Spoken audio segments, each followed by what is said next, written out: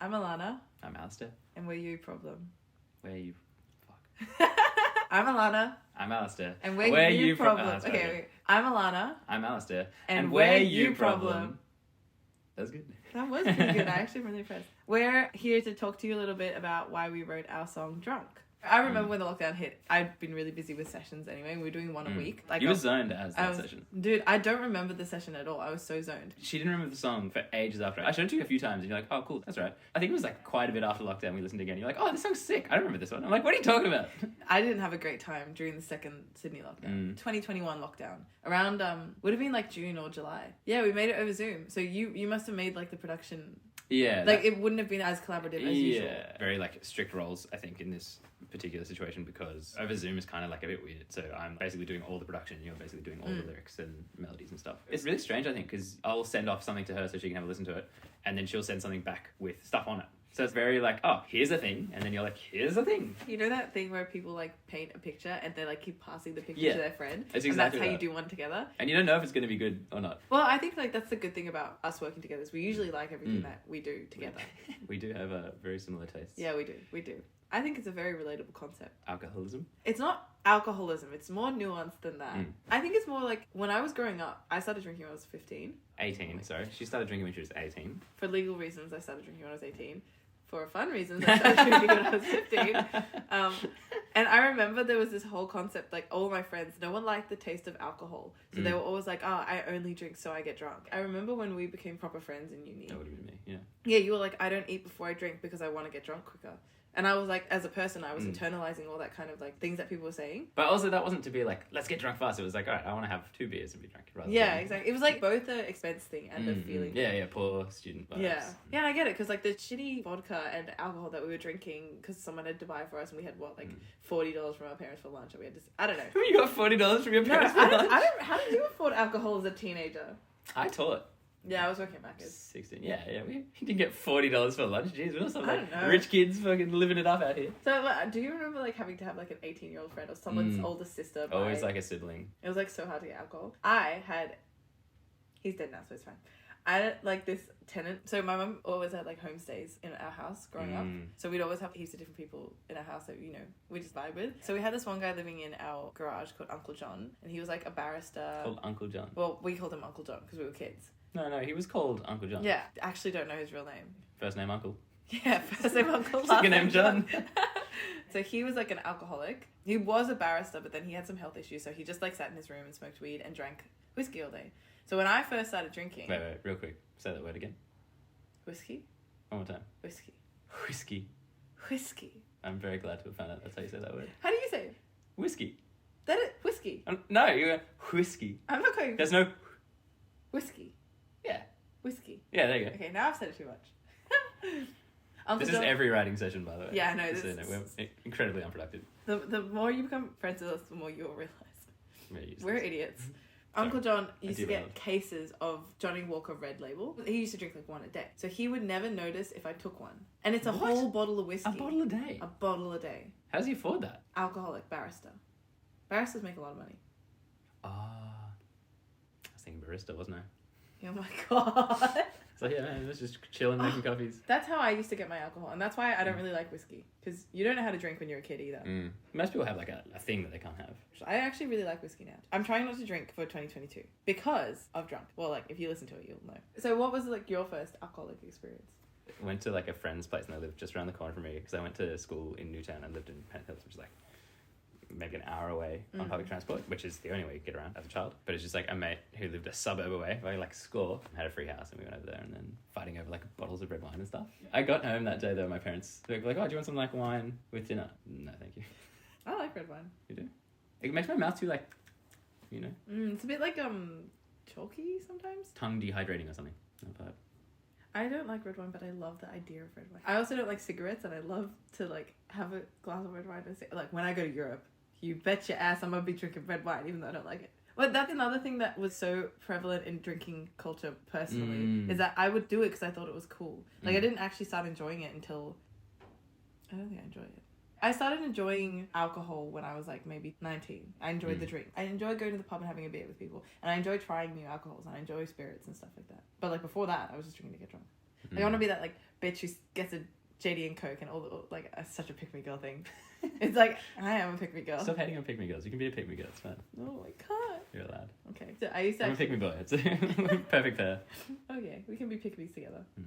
Drunk is it's about drinking, but it's also about self-destruction. When I get drunk, I get really self-destructive. Sometimes I have a bad relationship with alcohol. Saying that makes it sound like, oh, you got a bad relationship with alcohol. If I ever want to be self-destructive, it tends to also go along with me getting drunk. And there are also like different levels. It's like a sliding scale. It's not like suddenly bringing home a bottle of whiskey a day. Yeah. It can be like, if you don't like how you are with it, that's not good. But I do love alcohol, and I really want to like recontextualize my relationship with it so that I can drink in moderation. I'm just not very good with moderation. Addicted personality. You want to go through the song? Yeah, let's do it. I'm waking up to the sight of a bomb. That line is kind of talking about the mess that you wake up to after throwing a party. It's like a bomb goes off. It's always so bad. Like, I don't know why I never clean the night off if I'm drunk. Well, because I pass because you're drunk. Yeah, I'm drunk. I think that's the answer. Yeah, if you party like a lot, then it's just like multiple times, and then it's almost like you're just living. It's in so a hard mess. to, yeah. A lot of people have told me that they think the first line is, I'm waking up to the sight of a bong. And that is not. I am here confirming that that's not what we wrote. We only have bad relationships with alcohol. Yeah, yeah. I'm like a hurricane and you're just made of straw. I really like that. That's probably like one of my favorite lines. Really? Yeah. Do you want to explain what it means to you? Destroying like good things or person, relationships, whatever. Like that's what it feels like to me. Like you just bowl over it. That is kind of what it is. You're just a hot mess. Yes, that's correct. That felt like a test. Hell yes. My God. Well, it's always interesting to see, like, if you're like, oh, that's one of my favorite lines. And for me, that one didn't mean that much. So, yeah, you tell me I'm out of control, but I don't care because you're just collateral. We used to do this thing where you wanted the title name before the... Yeah. And so... Oh, it was called Collateral, It was wasn't called Collateral, yeah. And I was, like, trying so hard, but collateral is a hard word to fit in. But I really wanted that concept. When I get drunk, I don't care about anything, and I don't care about anyone, so I tend to do a lot of things that... Not necessarily hurt people, but, like, stupid things that I shouldn't do. And everyone, to me, is collateral damage. And I remember when I broke up with Ben, before we broke up, we had a conversation about what we didn't like about each other, because I wanted to work on it. And he said the only thing that he had an issue with was how I am when I'm drunk. And I get it, because I don't care about people when I'm drunk. If I'm doing something and I'm enjoying it, I won't care about what its effect is on other people. I won't obviously go out of my way to, like, hurt people, but I will do the thing that I want to do. That's why my drinking is problematic. Do you have, at some point in the night, early on, whatever mood I'm in, there'll be like a snapshot taken in my brain, and then I'm like that mood for the rest of the night? That's crazy. Does that happen to you? No. If I'm like bantering and being funny, I'll like keep that vibe the whole night. I won't stop bantering. Or like if I'm a bit sad, I'll be like heaps sad the whole night. Or like annoyed, any emotion. I don't know where it is. It must be like halfway through the fourth beer or something. It's just like, oh, this is the vibe. Why? I like really struggle to change it. That's Whatever crazy. that is, it just sets the tone. Well, let us know if anyone else has an experience like that. If I'm on the edge, would you hold me down, even if I'm obsessed with the thought of drowning? It's a very dark song. Now we're doing like lyric by lyric. It's fine. Yeah, well, I was in a dark place. Lockdown especially. And I think after lockdown started, I took a month off and I was like, I can't do this. And I just kind of dipped for like a while. It wasn't until like we were way into lockdown that I was like, let's do a session. Because I had already felt really overwhelmed. But then I got to a point where I was bored. Like, I reset, which is what I always need. I always need like a good holiday. I think this is actually the first one that we wrote as well. In Zoom. If I'm on Yeah, it is. Me down. A lot of the time when I'm drinking, I kind of rely on the people around me to make sure I don't get too crazy. I think that's also hard because you are very good at disguising how far along on the like sober to trashed scale. Am I? The night when we were hanging out with Matt Lister, shout out. Yeah, I blacked out. But like I didn't even know. He just came up to us and you're like, I'm very drunk. And I was like, oh, I like honestly had no idea. Damn. I mean, we were also drunk, so not the most like Yeah. aware, but we weren't like, oh, this girl wasted. You know what's really interesting is that, like, I'm not drinking, but I still go clubbing. And it's so weird to see people interact with me and then to be like, why are you being so weird? Oh, you're drunk. I just assume that everyone is at the same level that I am, you know? But some people aren't really obviously drunk. I don't know. It's really weird. Yeah, you're not one of those people.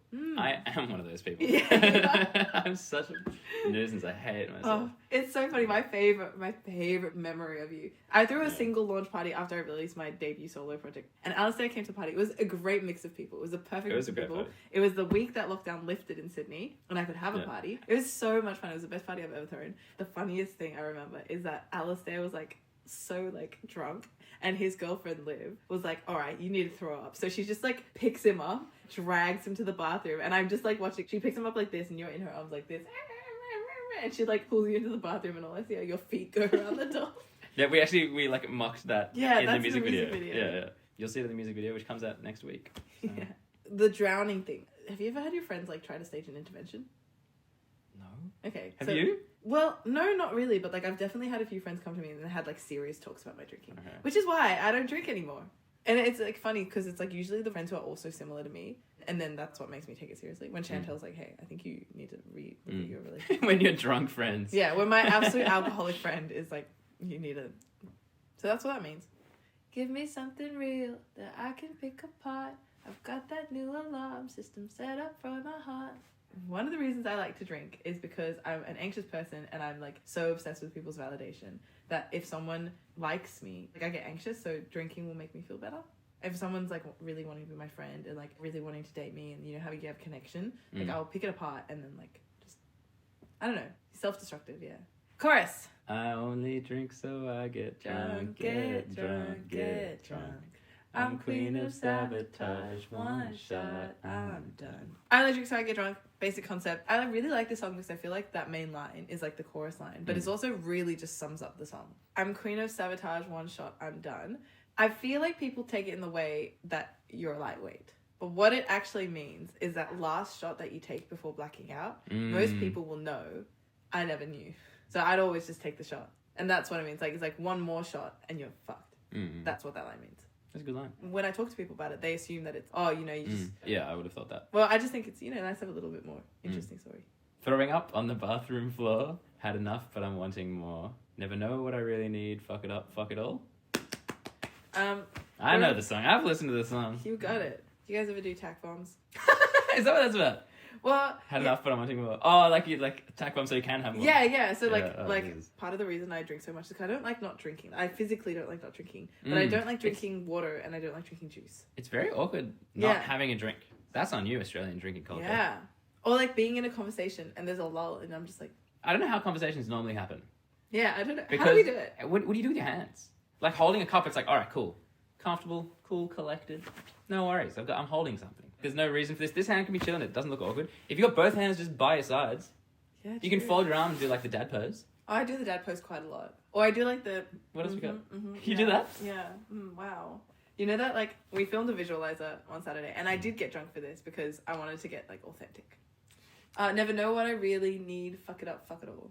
I think that's kind of, like, more self-reflective. I've done a lot of reflection and therapy, and I definitely used to drink running away from issues that I didn't want to deal with. I have a very avoidant way to deal with things. What I really needed was, you know, to talk to someone or, like, to deal with the thing that I was running away from. But what I was really doing was just being like, fuck it, I'm gonna get drunk. That's that line. Second verse. Show up to the wedding in a white dress.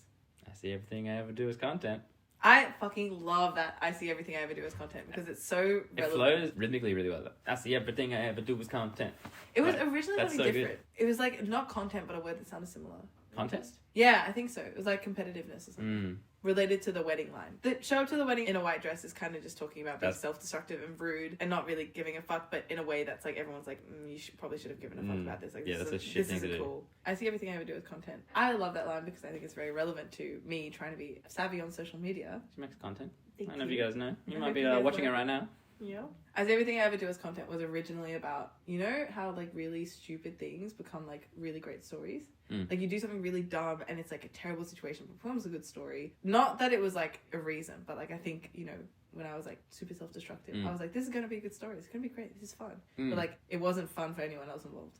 I also think that like all the stories that I have around me being drunk aren't actually because I was drunk. I feel like some people have really great stories about being drunk. I think I would have those stories even if I was sober. Don't believe you when you say that I'm your best friend because I'm self-destructive. So that is kind of about someone that I used to be best friends with, and she would always be like, yeah, you're my best friend, and she was so sure about it, and I just never believed her, especially because we were like uni friends, so it wasn't like my high school friends. We'd been through fights and stuff, and we'd already kind of gotten through that while we were going through puberty. Uni friends were more like, oh, I don't know what's going to happen if we ever have a fight, and then we had a fight and we ended up not being friends. So yeah, After your first fight? Yeah, pretty much. There was one other moment where I think she was mad at me and she told me I was fine with it. But this time I was mad with her. And I think like her way of dealing with confrontation versus my way of taking confrontation worked well. But my way of dealing with confrontation with her way of taking confrontation really didn't work. It was a big miscommunication thing. All the tension that I was feeling about that situation was partly due to the fact that she would say that I was her best friend and I didn't feel like I deserved it. I felt like she was going to not be my best friend. You deserve it. Thank you. I just feel like everyone's gonna leave me. I'm not gonna leave you. Oh, Okay. I don't believe you. Can't keep up with any change? I take it With personally. any change, I take it personally. That's it. Maybe it's just a passing phase. So I wrote this song a couple months after I ended the friendship with this best friend, and it was very complicated. She started dating someone new, but also like she had her own stuff going on. She started pulling away, and like I couldn't handle that. Took it personally, even if it was just a phase she was going through. You know, like how people go through the honeymoon phase. That verse is very much about that person. When did you realise it, if not at the time? Oh, I suppose... Right now, in this moment. Really? Yeah. Damn, that's crazy. Because I don't remember the writing session. Yeah, fair enough. But that's pretty much the whole song. That's because then we got the bridge. The Fucking bridge hype is a shit. vibe. But yeah, that situation within the song ties to getting drunk because going through that, I was like, you know what, fuck it, I'm just gonna get drunk. And I blacked out a lot in that like period of my life with like both my ex and my ex-best friend going through all that change. Speaking of all that change, it is very relatable to the next song that we're releasing, which is also going to come out with a music video. I guess we can just say it. Yeah, anyone who's watched this part deserves to know. We got a secret release coming out next week with the music video because they transition into each other. Actually, he's excited about it. I'm really, really proud of these songs. This one, Wasting Time, and Growing Pains. I'm especially proud of Drunk and Growing Pains. Okay. Thanks for watching. Thanks for watching. Don't drink just to get drunk. Yeah, it's not Have a good. better relationship with alcohol. Learn from our mistakes. If you like our music and you like us, please go and watch more of our things. But also like stream it, subscribe to us. Following on Spotify is really helpful. Adding to playlists and stuff is also quite helpful. I know doing all those kind of things, it is massive to us if you have time and feel like you can. Yeah, we really appreciate it. Peace. Peace.